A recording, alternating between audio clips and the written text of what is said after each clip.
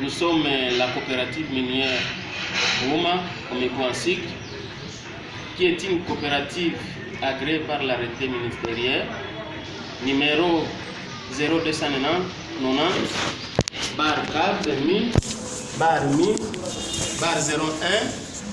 01/2016 du 28 août 2017 et dont les statuts sont notariés. Nous sommes établis en RDC. Nous sommes tous des citoyens congolais, issus de différentes tribus et de différentes églises, dont l'église catholique.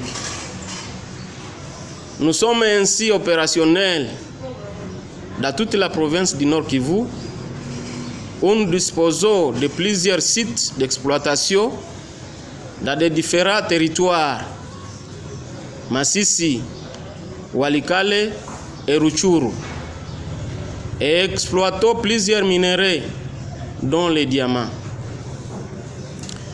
Et c'est dans ce sens que nous avons été contactés par la sœur religieuse Mariam Dedas Zida pour l'achat des diamants au nom de l'évêque Théophile Kaboy, et qui nous a mis en contact avec ce dernier, et nous sommes rassurés qu'il s'agissait bel et bien de l'évêque.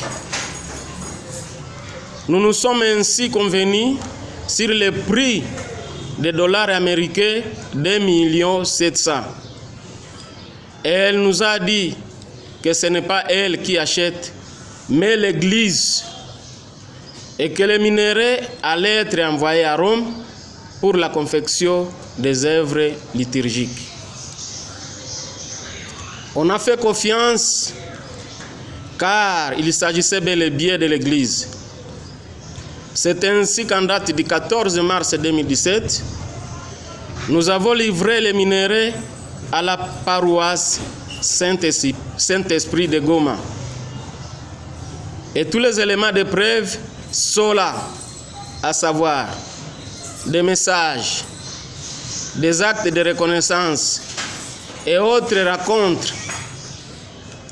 La première acte de reconnaissance, donc question ici, avait été signé en présence du ministre provincial honoraire, son Excellence Ndibéché, et le vicaire général du diocèse de Goma, à l'occurrence Nzasi. Que lors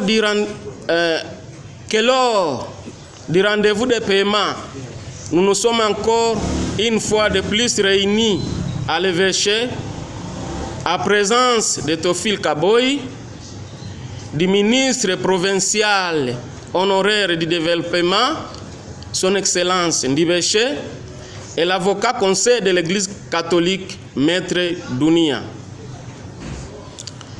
Tout ceci pour vous montrer que tout ce qu'on le faisait était en présence des représentants de l'Église catholique et encore plus dans les installations même de l'Église. Après cela, la qualité a été approuvée et ils nous ont dit que l'argent devrait venir de Rome et être viré dans notre compte. Mais après cela, nous sommes allés de promesse à promesse jusqu'à ce que nous ayons perdu la foi à ces religieux qui nous faisaient déjà beaucoup marcher. Nous avons été obligés de saisir la justice pour obtenir gain de cause au niveau du tribunal de paix et le tribunal de grande instance. Ils ont reconnu et ont été condamnés au paiement. Et la sœur Mariam Dedas Zida a été, elle aussi, condamnée à 3 ans de servitude pénale principale pour abus de confiance. Et elle a ainsi été arrêtée et acheminée à la prison centrale de Goma, Munzenze. Le même jugement a été confirmé dans tous ces dispositifs par le tribunal de grandes instances de Goma. Après cela, nous avons constaté la mauvaise foi dans les chefs des représentants de l'Église catholique, parce qu'ils nous ont fourni tout ce qu'il y a comme effort pour faire sortir la sœur de la prison et la faire fuir à une destination inconnue. Et à cela s'ajoute le fait qu'ils nous ont fait marcher dans plusieurs diocèses, dont notamment celui de Bunia. Comme quoi, c'est là que l'argent devrait arriver venant de Rome. Tout ceci sans effet. Nous nous sommes dit de relancer la justice. Et c'est comme ça que le dossier se trouve actuellement à la cour d'appel de Goma. Mais l'Église veille de son poids pour faire taire les dossiers. Et c'est ainsi que nous aussi nous sommes entrés, disait, de nos moyens légaux pour que nous soyons remis dans nos droits les plus ultimes. C'est dans ce sens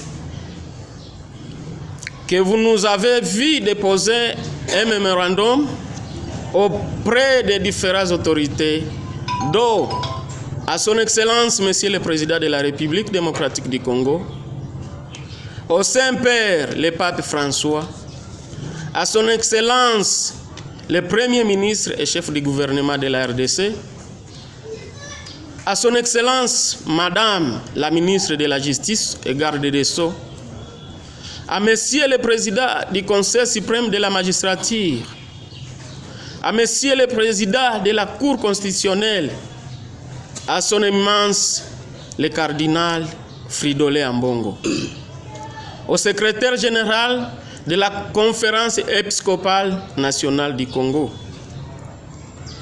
à l'honorable président de l'Assemblée nationale, à l'honorable président du Sénat, à son Excellence, Monsieur le gouverneur militaire de la province du Nord Kivu, à l'honorable président de l'Assemblée provinciale du Nord Kivu à Goma, à Monsieur le coordonnateur du Barza intercommunautaire du Nord Kivu à Goma, à son Excellence Monseigneur François Xavier Maroy, archevêque de Bukavu à Bukavu. Mais aussi nous avons voulu clarifier les clauses, car il y a ceux qui se sont prononcés là-dessus à tort et à travers, sans pourtant avoir connaissance des éléments du dossier.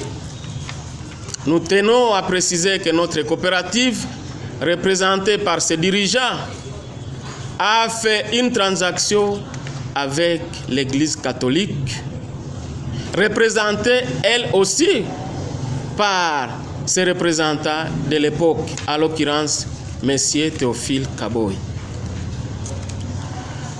Nous ne disons pas que toute l'Église, mais disons qu'elle est représentée par ceux avec qui nous avaient traités et l'ont fait au nom de l'Église.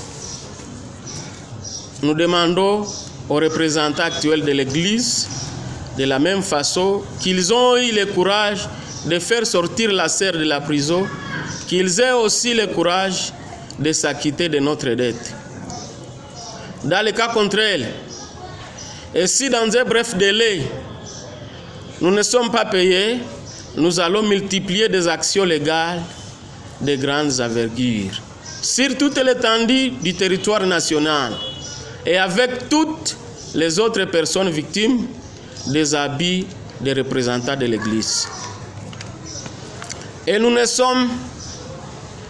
arrêterons pas là. S'il faut même aller à Rome, nous irons, car il s'agit de la réclamation de notre droit.